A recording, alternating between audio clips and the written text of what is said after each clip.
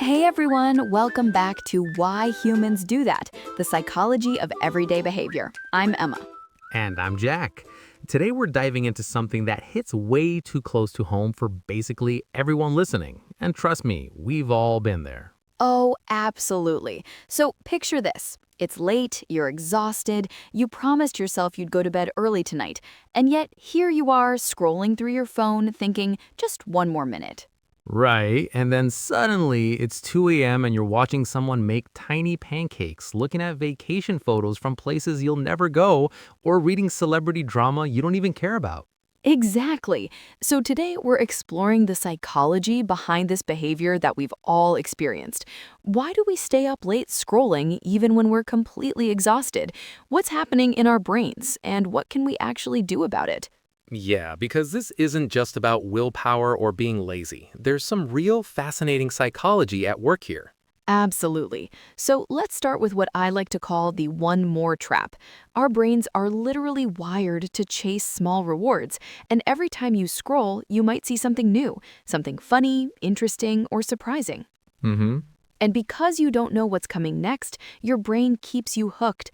Psychologists call this a variable reward loop.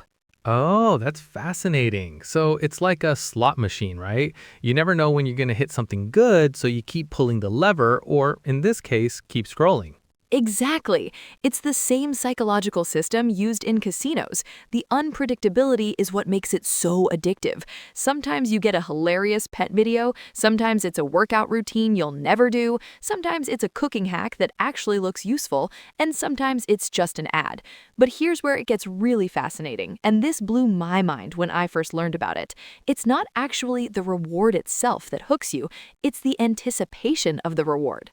Wait, what? So it's like the excitement of what's coming next is more powerful than actually seeing what comes next.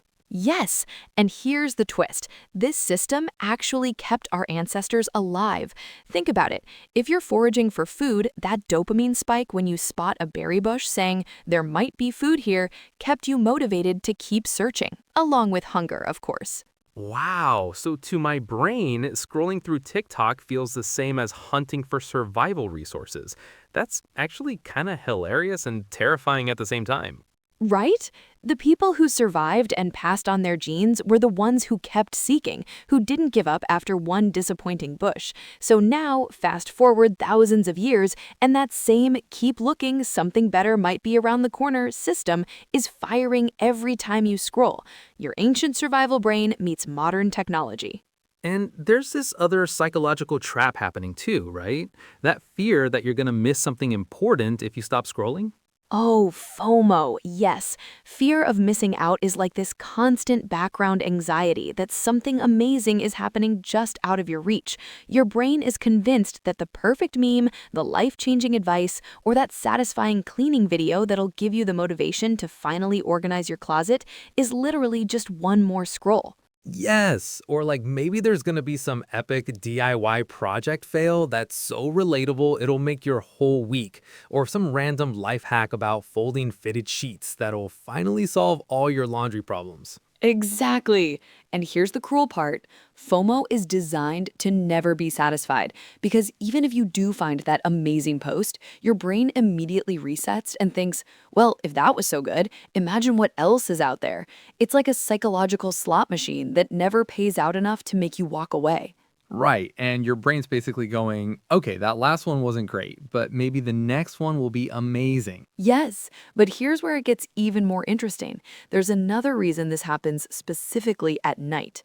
Late at night, scrolling feels different. It feels like your time. Oh, absolutely. No work emails, no responsibilities, no one asking anything from you. It's like this is finally my time. Exactly. So even when you're exhausted, you stay up just a little longer to hold on to that feeling. It's the sense of autonomy and personal time that feels so precious, especially if you've had a busy or stressful day. Right. It's like, this is the only time today that's been just for me, so I'm gonna squeeze every second out of it. And here's a really cruel part. The more tired you are, the worse your self-control becomes. So the exact moment you should stop scrolling is the moment your brain is least equipped to make that decision. Oh man, that's like a psychological trap. When you most need willpower, you have the least of it. Exactly. That's why it feels so impossible to put the phone down. Your rational brain is saying, I need sleep, but your tired brain is like, but this next post might be really good. And there's something else going on too, right? Like, why does it feel so mentally hard to just stop and switch to doing something else? Yes, that's called attention residue. Once your brain gets locked onto scrolling, part of your attention literally gets stuck there. It's like cognitive quicksand. The more you scroll, the harder it becomes to mentally switch gears. Your brain has to use actual energy to break away from that pattern and redirect to something else. Oh, wow. So that's why sometimes I tell myself, okay, just finish this one video and then I'll brush my teeth. And then suddenly I'm 20 minutes deep in videos of people making miniature food for hamsters, and I can barely remember what I was originally planning to do. And then you end up in this vicious cycle, right? You stay up late scrolling, you wake up exhausted the next day, and then the following night you crave that same escape again because you're even more drained. Yes, it's this self-perpetuating loop. The worse you feel during the day, the more you crave that me time at night, which makes you feel worse the next day. It's like being trapped in a hamster wheel. And that brings us to the psychology of just one more. This might be the most powerful phrase in the English language when it comes to behavioral loops. Oh, yeah, just one more. That's like my brain's favorite lie to tell itself. Right? Here's why it's so effective. Just one more feels like a compromise. It's not, I'll scroll forever, that would feel out of control. It's not, I'll stop now, that feels disappointing. It's this perfect middle ground that lets you feel like you're being reasonable while still getting that dopamine hit. Your brain thinks it's negotiating, but really it's just kicking the decision down the road. So it's like my brain is playing this elaborate shell game with itself, where just one more always moves the finish line just out of reach. Exactly. And the genius of just one more is that it resets your brain's stopping point every single time.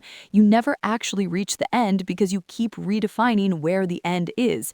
It's like running a race where someone keeps moving the finish line. So, what can people actually do about this? Because understanding the psychology is one thing, but breaking the pattern is another. Great question. So, there are actually several strategies that work by interrupting different parts of this loop. First one is setting a phone bedtime. Choose a specific time when your phone goes away before you do.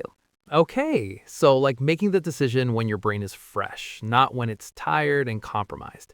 And it's key to make the phone bedtime non negotiable. Doing something like setting a nightly alert can really help with this. Exactly. Another strategy is creating a replacement habit. Instead of just trying to stop scrolling, swap it with something that still gives you that me time feeling. Maybe reading, listening to a podcast, journaling, or any screen-free activity that you really enjoy. Your brain still gets that feel-good personal time, but in a way that actually helps you wind down. That makes sense. What about physical barriers? Yes, using friction is huge. Move your phone across the room or out of reach. When you're tired, even small obstacles can be enough to break the automatic behavior. Mm-hmm. You can also lower the stimulation, switch your phone to grayscale or reduce the brightness at night. This makes the content way less visually engaging and can help your brain start winding down naturally. Oh, that's clever. It's like making the reward less rewarding. Exactly. Oh, and here's one more strategy that's really effective, the 2-minute rule. Instead of trying to stop scrolling completely, tell yourself you'll take just a 2-minute break. Don't even put the phone away, just set it down for 2 minutes. That's smart. It's like tricking your brain because 2 minutes doesn't feel like you're giving up your me time, but it breaks that attention residue we talked about. Yes, and what's amazing is that often during those 2 minutes, you'll realize you actually are tired and ready for sleep. But even if you do go back to scrolling, you've interrupted the automatic behavior and proven to yourself that you can stop when you choose to.